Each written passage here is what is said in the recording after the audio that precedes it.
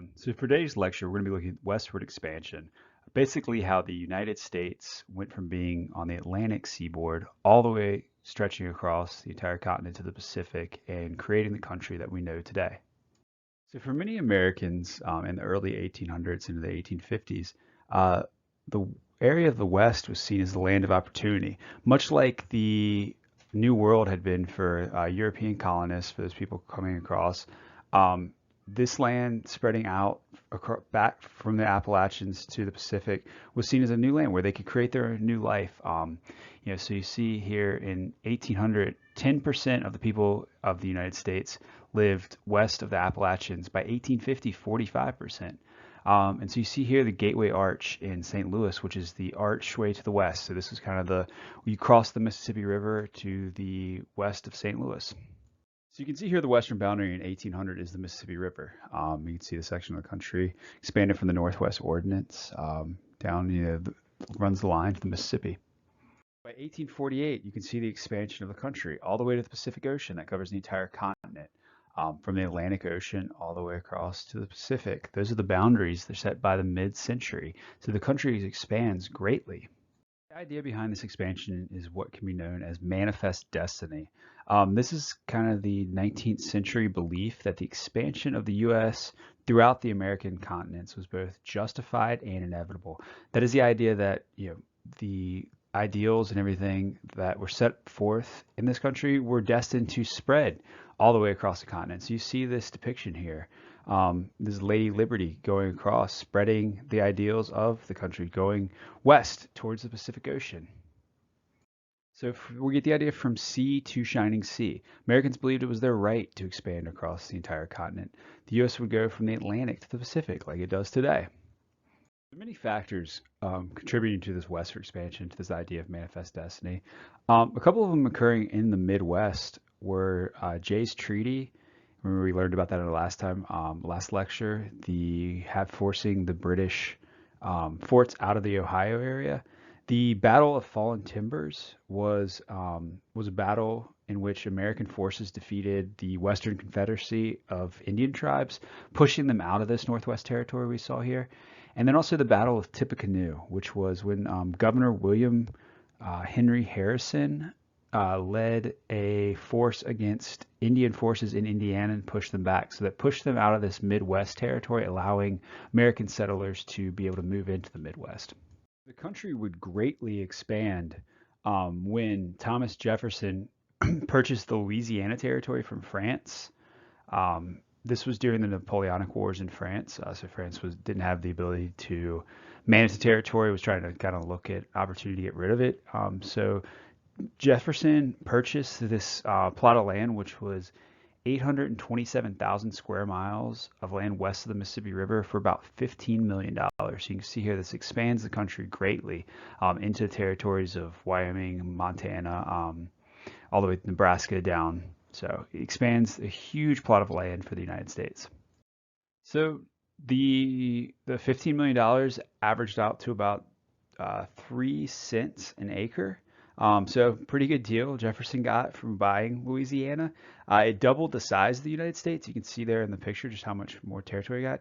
And it ran from the Mississippi River to the Rocky Mountains, as I said. So you see modern day Colorado, Wyoming, Montana. So this is a huge plot of land that adds to the country. So after purchasing the land, Jefferson sent 2 explorers to try to find, their idea was to try to find what was known as the Northwest Passage. They were trying to figure out if there was a way to go from the Mississippi River to the Pacific Ocean. And they also were surveying the land, trying to figure out what they had just bought. But these explorers were Meriwether Lewis and William Clark. They set out from St. Louis to explore up the Missouri River. And they actually were helped out at one point by Sacagawea, who was an Indian woman who served as their guide and translator as they went through. Because remember, these are some of the first white men who had ever been through this territory. So Sacagawea was able to translate, help them out as a guide. And so Lewis and Clark they were unable to find that Northwest Passage. There is no river that goes from the Mississippi to the Pacific Ocean, but they did explore a great amount of the land west of the Mississippi and into the Rocky Mountains. So The Americans in the United States were still having problems with the British. So remember, the Revolutionary War isn't that far in the past. Westward expansion had created competition for new lands. They pushed some of the British out, but the British were also competing for some of that land. But British was also having interference with American shipping on the high seas. They were using what was known as impressment. They would stop American sailors, kidnap them pretty much. They would disrupt shipping. So this was really upsetting the United States. Disputes eventually would lead to what is known as the War of 1812. This was caused by British restrictions on U.S. trade and kind of the America's desire to expand its territory. So the war was fought, it was actually fought during the Napoleonic Wars that were happening in Europe. But this war, the U.S. was really lucky to survive the war. Again, they were outmatched, but basically they won some battles and were able to kind of fight the British to a draw. So the Treaty of Ghent, which ended the war, was declared the war tie. But what this meant was the U.S. had once again stood up to the British, and they created outposts like Fort Monroe in Virginia were created to defend the U.S. So this again, like they were creating bases now to kind of defend themselves. They're using that power of the national government to defend themselves. The Treaty of Ghent was the creation of the northern boundary at the 49th parallel for the Western Territory. This was from Point Roberts to the Lake of the Woods, you see there. So that's where you get the northern border with Canada as part of the peace agreement between the United States and Britain. So westward migration really surged after the war, and 6 states joined the Union in the years that followed. So this freed up the opportunity for people to start moving west. But America was also expanding its borders in other ways. In 1819, it negotiated the Adams-Onis Treaty, or the Transcontinental Treaty, with Spain, which basically purchased the state of Florida, which had been a Spanish territory. So that became a state in the United States. So while in 1819, Florida became a state after being purchased from Spain, you can see here the territory of Texas, the state that would become Texas, is still under the administration of New Spain. So they are not included as part of the United States. So the threat of these European nations, this continued threat for the new country, set up what was known as the Monroe Doctrine. This was under President James Monroe, and he declared this in December 1823. Monroe Doctrine is basically like a no trespassing warning to European countries for the Western Hemisphere. You see the map here. Basically says no new European colonies in the Americas. The United States said they basically control colonization in North and South America. American republics were different from European monarchs, so you couldn't set up a puppet monarchy. They thought you could set up a republic. And the U.S. would not interfere in European affairs. So the idea was like, leave us alone. This is our territory. We can do what we want with the Western Hemisphere, but we won't get involved with you. So what begins happening with all this new land and this idea of manifest destinies? Everyone wants to go west. Northerners and Southerners saw different opportunities in the West. Opportunities to own land, opportunities to make your life, kind of that, what I said, the original idea of the colonists, the American dream. Own land, build a farm, create your new life, have opportunity. Americans moved quickly to the Midwest, the Southwest, and Texas. This was before airplanes, before the interstate highway system. This was really hard to get out there. Transportation problems. So it took about 4 to 5 months to go from Missouri to the Pacific Ocean. This is where you get the famous Oregon Trail, people going across the Midwest, all from St. Louis, all the way up to the Oregon Territory. 20,000 people died on the wagon trains. So that's about 10 people per mile. So you can see a picture of a wagon train here heading out west.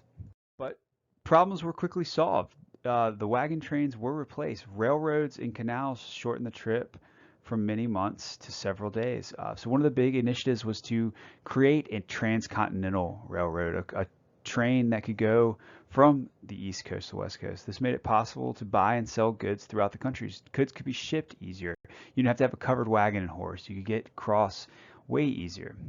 Train was a symbol of the Industrial Revolution that was happening, the mechanization of things, the steam engine. Things are becoming easier. It's not just horse-drawn carriages anymore. You can travel by steam-powered locomotive. But this Industrial Revolution was also occurring with farming equipment. So you have the reaper pictured here, which this was a piece of farming equipment that made it possible to harvest 5 times the amount that a person could harvest by hand. So these are really aiding these people that are moving out west that do have farms. They're able to get more work done quickly. The Industrial Revolution is really changing things in the United States. The Midwest really starts to become the breadbasket of the United States. This is where we see this idea today of these huge farms. But many Northerners moved to the Midwest in order to grow wheat, corn, etc. If anyone's ever driven through this part of the country, it's usually just cornfields you see in Nebraska and Kansas. But they were able to grow a lot of food here. It's a very rich soil, and the equipment they had from the Industrial Revolution was aiding that. One of the crops that was extremely valuable in the United States was cotton, and particularly in the South. The problem is cotton is difficult to pick and process. Seeds had to be removed from fibers, had to be removed by hand, so it made it really time consuming to process cotton. However, Eli Whitney invented what was known as the cotton gin, and this created really a cotton boom. You can see the device here, basically was a way of processing cotton not directly by hand. The gin made it possible to process 55 pounds of cotton a day. So there's really a cotton boom. So you see in the Americas, in the United States, in 1793 was producing 45 tons of cotton. By 1810, they were producing 93 million tons. So a huge, huge advancement in the amount of cotton. Of course, there was a downside to this. Cotton was primarily grown in the South, it said. South also had the institution of slavery. So slavery grew alongside the cotton. Almost 4 million slaves in the South by 1860. 1 in 3 Southerners was a slave. So you see the picture there of the slaves working the cotton fields. And a lot of times the idea of cotton and slavery have kind of become synonymous. That was the big cash crop that slaves were forced to work. So you can see here a map of kind of that deep south, could be called the Cotton Kingdom. This is the area where cotton was primarily produced. This is where you saw a lot of those big plantations, big slave-owning plantations that produced a lot of cotton. So you can see throughout North Carolina, South Carolina, Georgia, Alabama, Mississippi, Louisiana, Arkansas, this is where all that cotton is being produced with the help of slave labor. On that Cotton Kingdom map, part of that area was in the Texas territory. Texas, at this point in the 1830s, is under control of the Republic, the Mexican Republic. Basically, Mexico had won independence from the Spanish in 1821. So many Southerners moved to the Mexican Republic of Texas to grow cotton. But in the 1830s, they rebelled against Mexican control, basically had an open rebellion. And that's where we get the famous Battle of the Alamo. In 1836, Mexican troops under President Santa Anna reclaimed the Alamo Mission in San Antonio, but the Texas troops held it for 13 days, pushing back a large Mexican force. All the Texans inside died, but that's where you get the famous call of "Remember the Alamo." The Alamo is still there today in San Antonio. So why the Alamo did fall, the Texans were able to beat the Mexican army in 1836 following this battle, push it back, and actually Texas declared its independence as an independent republic until it was annexed by the United States in 1845. So we still know today Texas kind of has an independent streak because Texas was its own country for years between beating the Mexican army and then being annexed as part of the United States, becoming the state of Texas in 1845. It was actually expanding on the West Coast as well. In 1846, they gained the Oregon Territory, which you see there in red, the modern states of Oregon, Washington, and Idaho. These weren't states at the time when they entered the Union, but they were. The territory had been British territory, and President James Polk actually threatened to go to war with Britain if they did not give up the entire Oregon Territory. And he created the slogan of 5440 or fight. Basically, that means that's the latitude line that runs through Oregon. So basically saying, give us the Oregon Territory or we will fight you, Britain. So you see the Seattle hemp lovers are happy. They're now part of the United States. You can see all these areas that the United States has consolidated by the late 1840s. Many of these areas out west are not states yet. Some of the areas you were seeing there that are marked states are actually just territories. They aren't officially part as state in the United States, but they are part of the United States. But you can see that large section there that is still part of Mexico. So that map doesn't look right. As James Polk had threatened with the Oregon territories, the United States was willing to go to war over this idea of manifest destiny and westward expansion. And that's what happened in 1846 when they went to war with the Mexicans over California, and they wanted the resources of California and access to the Pacific Ocean. So, in a 3-year war, which lasted until 1848, the Americans defeated the Mexicans and were able to gain the territory of California. This territory actually includes most of the Southwest in 1848. So you see um, the defeat led Mexico back down to the modern day borders with Mexico. Um, but the United States was able to gain states that would become California, Nevada, Utah, Arizona, and parts of New Mexico and Colorado. So pretty much get that entire continental United States comes to shape by 1848. So the United States has greatly expanded its territory. It is pretty much the exact boundaries we see today in the lower 48 states, from the Atlantic Ocean to the Pacific Ocean. The United States has crossed the continent, completed manifest destiny, and it continues to expand. People continue to move. Everything is great. We have Hollywood, we have Las Vegas, all these places. Of course, these places aren't there yet, but everyone should be happy. As European colonization spread west, there was little concern for Native Americans who had been forced there or had lived there for several generations. White settlers continued to move into areas of the West and continue to push natives into other areas. There was little concern for their well-being, for their health, for anything. And natives continued to suffer as they had since the beginning of colonization. By 1900, 90% of natives had died. So one of the worst cases of natives being forced to move west was what's known as the Trail of Tears. Andrew Jackson actually enforced a policy of having Indians removed from many of the East Coast territories, so where they had lived traditionally. So Indians from the southeast were relocated to quote unquote Indian lands of Oklahoma. These were the Cherokee Indians of northern Georgia and western North Carolina, you see right there. So between the years of 1838 and 1839, they were basically marched across country to relocate them to Oklahoma. 25% of the Cherokee died en route, and the others that got there were confined to the reservation in Oklahoma, basically given land, but they were told they had to stay there. So it's really a horrible case of basically convicting people from their land and sending them farther west. See here, just a depiction of the Trail of Tears. These people, old people with everything on their backs, everything they have, being forced from their place that they had lived for generations, sent out to Oklahoma, almost 1,000 miles away. So it's just, how many of them died on the way, being forced away. So it's really kind of one of the horrors of the westward expansion, Jackson's policy of the Indian removal. So the Trail of Tears really marks the horror of some of the westward expansion, and we will see that horror in the newly gained territory of California as we go forward.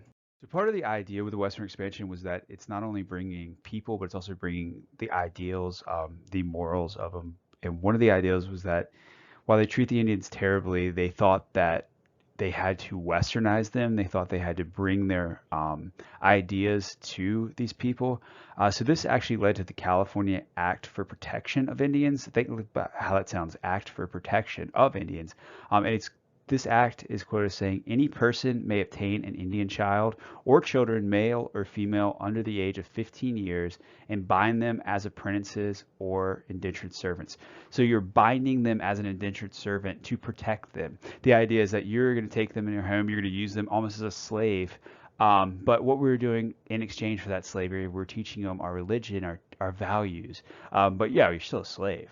And so what happens is in Los Angeles, Indians are auctioned off to the highest bidder. It's basically a slave trade. California is actually booming at this time. There's a giant gold rush. There are people coming. And there is this big incentive to have this program, the Act for Protection of Indians. So Pearson Reading is a manager at Sutter's Mill in California. He's quoted saying, the Indians of California make as obedient and humble slaves as the Negro in the South. For a mere trifle, you can secure their services for life. The Act for Protection of Indians. you can secure their services for life. You can see the contradiction here. This is a huge state. It's growing quickly, and they are basically enslaving the natives. So, of course, with this idea, there becomes an incentive to try to gain labor, try to get these Indians. So here's a quote from said basically there are parties in the northern portion of the state whose sole occupation has been to steal young children and squaws and dispose of them at handsome prices to the settlers who willingly pay $50 to $60 for a young digger to cook or wait upon them, or $100 for a pretty young girl. So there's people as part of the gold rush who are going to try to capture Indians, and under the act of protection, for protection, are using them as diggers, cooks, slave labor, and there's an incentive for this. People are paying for this. So it's basically slavery of the Indians in California. So what happens is it really turns from trying to, they're enslaving the children, but they also are trying to get rid of the adults. So what because the idea of exterminate the diggers is a slang term they would call the Indians, basically based on the gold rush. So a settler in 1861 is quoted as, "It was an act of charity on my part to hunt up the children and then provide homes for them. After I killed their parents, they had nowhere to go."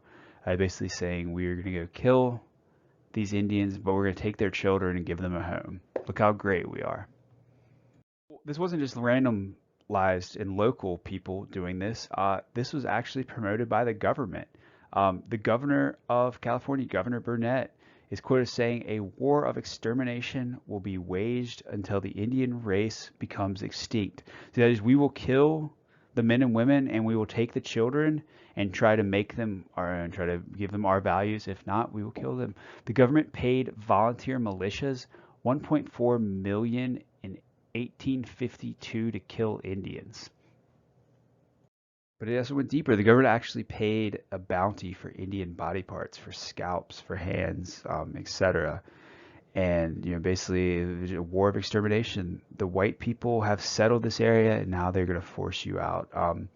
And one of the quotes that comes from this is, "I remember watching the two bounty hunters riding into town. Each of them had a mule which was carrying 8 to 12 Indian heads." Just kind of the horror of that thought, the horror of treating people that way, of just basically exterminating people who aren't like you.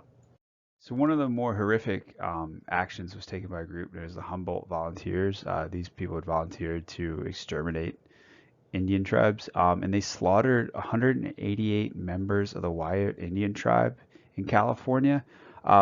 Member was quoted as saying, "We will kill every peaceable Indian, man, woman, and child." One of the quotes says from this massacre was that blood stood in pools on all sides. The walls of the hut were stained, and the grass colored red.